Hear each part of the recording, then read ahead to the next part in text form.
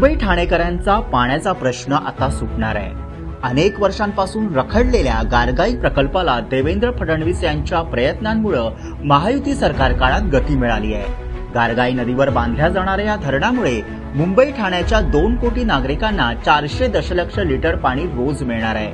मुंबईच्या वाढत्या लोकसंख्येला पुरेसं पाणी मिळण्यासाठी महायुतीनं हा निर्णय घेतलाय। डॉक्टर माधव चितळे समितीनं शिफारस केल्याप्रमाणे मुंबई महापालिकेनं या प्रकल्पाचं काम हाती घेतलं होतं। पर्यावरणाची हानी भरून काढण्यासाठी शिफारसीनुसार प्रकल्पाबाबत काम केलं जाणार आहे। यामुळे भविष्यातील पाण्याबाबत मुंबईकर निवांत होणार आहेत। प्रकल्प बाधितांचं पुनर्वसन देखील होणार आहे।